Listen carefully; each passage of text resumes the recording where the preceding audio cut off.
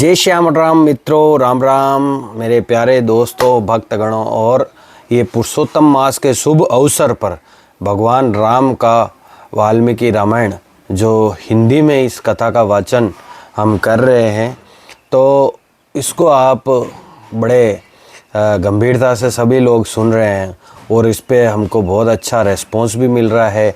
लोगों को कंटेंट अच्छा भी लग रहा है कि यूट्यूब पर भगवान राम की पुरुषोत्तम मास के शुभ अवसर पर भगवान राम की इस प्रकार से कथा जो सुनाई जा रही है वो लोगों को बहुत अच्छी लग रही है। तो मित्रों, कल हमने जो आज बालकांड का हम ये जो है मतलब ये बालकांड का जो समाप्ति के ओर ये बालकांड का उत्तरार्ध वीडियो रहेगा। तो इसके बाद में कल से जो है हम अयोध्या कांड की तरफ चलेंगे।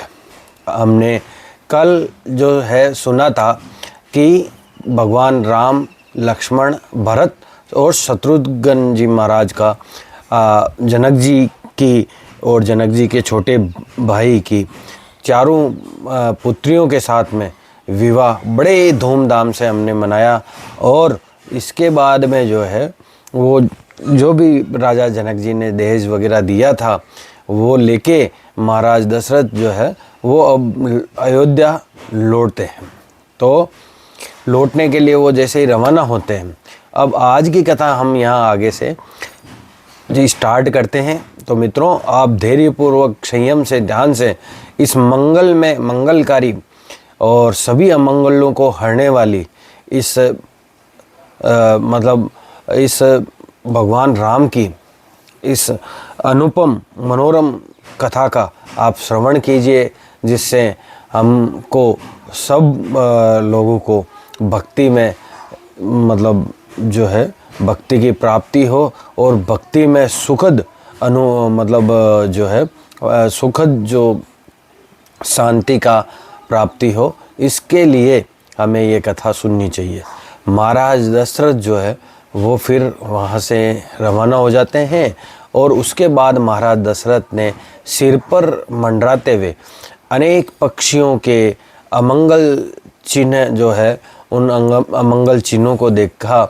उसी समय उन्होंने मर्ग को बाईं ओर से दाईं ओर रास्ता पार करके जाने का मंगल संकेत भी देखा। तो उन्होंने अमंगल संकेत भी बहुत सारे पक्षियों के माध्यम से अमंगल संकेत भी देखे और मंगल संकेत भी उन्होंने देखा कि एक जो मृग है वो बाईं ओर से दाईं ओर रास्ता पार करके जा रहा है। आने वाली विपत्ति की शंका पर उन्होंने वशिष्ठ को इसका अर्थ समझाने के लिए निवेदन किया। आज मित्रों हम आज थोड़ा स्थान जगह का अलग जगह से आज हम कथा कर रहे हैं।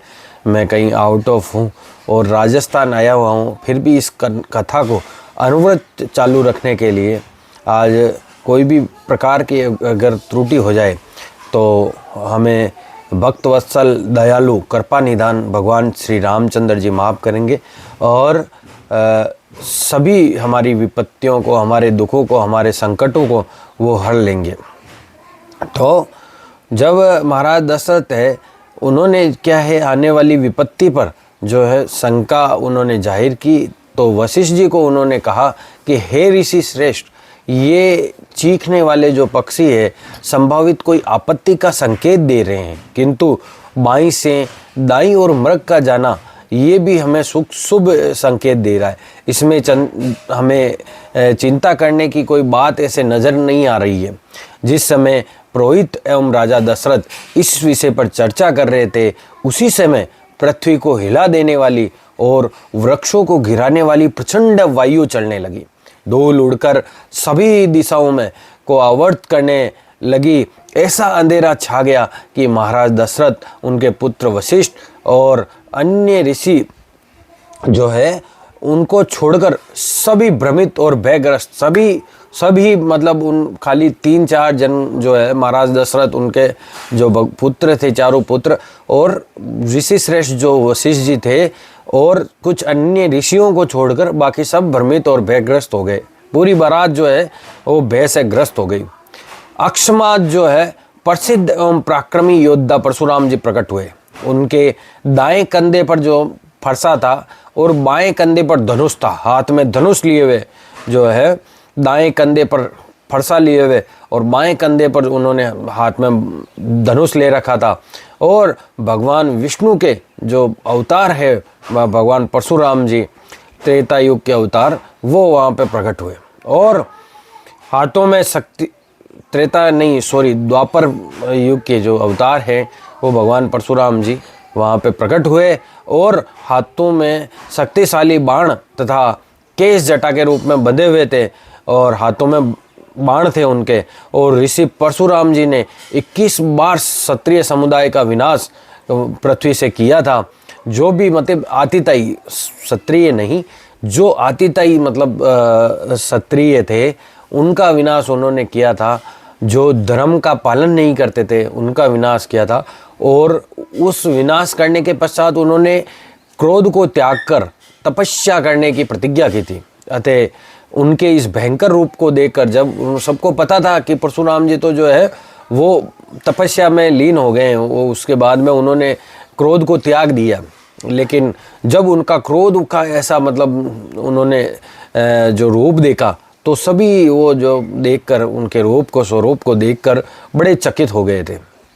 जब ऋषिगण उनके पुनः क्रोधित होने पर को लेकर आश्चर्यचकित थे, तभी जमदाग्नि के पुत्र परशुराम जी ने भगवान राम को संबोधित करते हुए कहा। उन्होंने वो अन्य किसी से बात नहीं की, वो सीधा प्रकट हुए वहाँ पे और जमदाग्नि के पुत्र श्री परशुराम जी ने सीधा भगवान राम से ही बात की।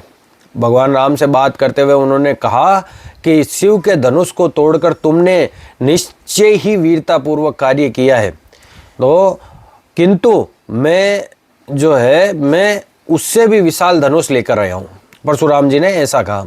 कई लोग रामायणों में और मतलब रामलीलाओं में और कई लोग जो ये धारावाहिक चलाते हैं उसमें अपने मन गढ़ंत चीज़ें जो है जोड़ जोड़ कर दिखाते हैं रामायण के प्रति। तो हमने इसी के लिए ही ये निश्चय किया है कि Valmiki Ramayan as it is जो है, हम वाल्मीकि रामायण की कथा जो है लोगों को सुनानी चाहिए, लोगों को सुननी चाहिए, हमको भी पढ़नी चाहिए और गुणनी चाहिए। इसके लिए हमने ये वाल्मीकि रामायण की कथा का जो है मतलब सुनाने का निश्चय किया। तो वहाँ पे परशुराम जी आते हैं और भगवान राम को संबोधित करते हुए उन्होंने सीधा भगवान राम से ही बात की कि तुमने जो है भगवान शिव का जो ये धनुष है वो तोड़कर एक वीरतापूर्वक कार्य किया है, किंतु मैं उससे भी विशाल धनुष लेकर आया हूँ जो भगवान विष्णु का है। यदि तुम स्वयं को एक महान वीर समझते हो तो ये धनुष लो और इस पर प्रत्यंजा चढ़ाओ, तब जानूं। मतलब उन्होंने एक मतलब परीक्षा के रूप में भगवान परशुराम जी ने भगवान राम से ये बोला कि अब मैं भगवान विष्णु का ये जो धनुष लेके आया हूँ और तुम इस पे प्रत्यंजा चढ़ाओ। यदि तुम इस बाण को इसकी पूरी लंबाई तक खींच पाओगे, अगर तुम इस बाण को पूरी लंबाई तक खींच पाओगे तो मैं तुम्हें अब मुझसे युद्ध करने के योग्य समझूंगा। मतलब भगवान परशुराम जी ये बोल रहे हैं कि मेरे से खुद से मैं मतलब जो है युद्ध करने के योग्य समझूंगा। इसके लिए उन्होंने ये परीक्षा के स्वरूप बात कही। परशुराम जी की चुनौती को सुनकर राजा दशरथ जो है वो शोका को लो उठे। उनको बड़ा दुख होने लगा कि कहीं वे अपने पुत्र को खो ना दे। राजा दशरथ को बड़ी चिंता हुई और वो राजा दशरथ जो है भगवान राम को अति प्रेम करते थे, तो उनको बड़ी चिंता होने लगी। कांपते हुए स्वर में राजा ने निवेदन किया मतलब परशुराम जी से कि हे ऋषियों में श्रेष्ठ परशुराम जी, कृपया आप अपने क्रोध के आवेग को छोड़ दें। मैं युद्ध न करने की आपकी प्रतिज्ञा को आपको स्मरण करवाता हूँ। कश्यप को पृथ्वी सौंपकर आप महेंद्र पर्वत पर तपस्या करने के लिए चले गए थे, किंतु परशुराम जी ने दशरथ की ओर बिल्कुल भी ध्यान नहीं दिया। राजा दशरथ ने जो बात कही थी उनको स्मरण दिलाने के लिए, तो परशुराम जी ने जो है राजा दशरथ की बात पर बिल्कुल भी ध्यान नहीं दिया और भगवान राम को ही संबोधित करके उन्होंने फिर से कहा कि शिव और भगवान विष्णु दोनों के ही धनुष विश्वकर्मा जी के द्वारा बनाए गए हैं। इनमें से एक धनुष त्रिपुरासुर का वध करने हेतु शिव को दिया गया था। एक दिन जब शिव ने उस दैत्य का वध कर दिया तब देवताओं ने उत्सुक होकर ब्रह्मा जी से जाकर पूछा कि भगवान विष्णु और शिव में से अधिक शक्तिशाली कौन है। तो देवताओं की शंका का समाधान करने के लिए ब्रह्मा जी ने उन दोनों के मध्य में टकराव कराने की व्यवस्था की कि भाई अगर सारे देवता जाके उनको ये प्रश्न किए कि भगवान शिव में और विष्णु जी में दोनों में श्रेष्ठ कौन है, अगर ये प्रश्न शक्तिशाली कौन है, किसमें ज़्यादा शक्ति है, भगवान विष्णु में और शिव में, तो ये प्रश्न जब देवताओं ने किया तो ब्रह्मा जी ने उन दोनों के बीच में टकराव कराने की व्यवस्था की और इसके फलस्वरूप भीषण युद्ध छिड़ गया दोनों के बीच में, भगवान विष्णु के और भगवान शिव के बीच में। युद्ध के दौरान भगवान विष्णु ने शिव के धनुष की डोरी काट दी। शिव जी के पास जो धनुष था महादेव जी के पास, उसकी विष्णु भगवान ने डोरी काट दी और मात्र एक कोलाहल पूर्ण गर्जना द्वारा ही शिव की इंद्रियों को मूर्छित कर दिया। महादेव जी की जो इंद्रियां थी उनको सिर्फ एक गर्जना की विष्णु भगवान ने, तो उनकी इंद्रियों को मूर्छित कर दिया। देवताओं की प्रार्थना पर युद्ध बंद कर दिया गया। देवताओं ने प्रार्थना की कि भाई अब युद्ध नहीं होना चाहिए, दोनों ही महान देवता है, महादेव जी और विष्णु भगवान, और दोनों ही सृष्टि के आगे दोनों के पास ही जिम्मेदारियां हैं, तो इस युद्ध को वहीं पे बंद कर दो।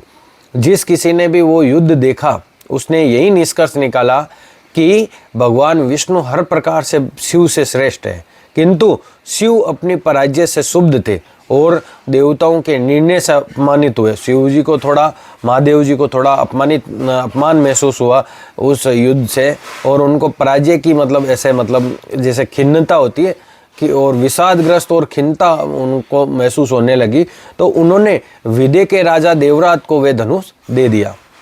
जो वो धनुष था उन्होंने विदे के राजा देवरात को दे दिया। भगवान विष्णु ने अपना धनुष महान मुनि ऋचिक को दिया। तो भगवान विष्णु ने भी है ना जो अपना धनुष था वो ऋचिक मुनि को दे दिया।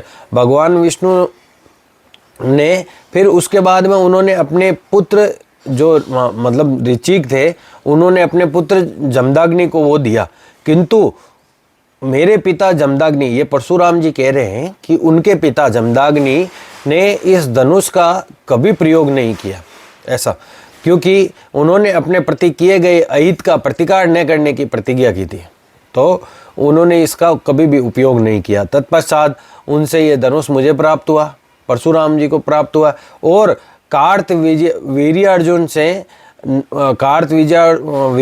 ने से अपने पिता के वध का प्रतिशोध करने के लिए मैंने 21 बार क्षत्रियों का इस पृथ्वी से विनाश किया। तदुपरांत मैं पृथ्वी का एकमात्र शासक बन गया। ये जो बात है, ये कथा है जो परशुराम जी भगवान राम जी को सुना रहे हैं कि उन्होंने कैसे पृथ्वी पर क्षत्रियों का, अपने पिता का जो है बदला लिया।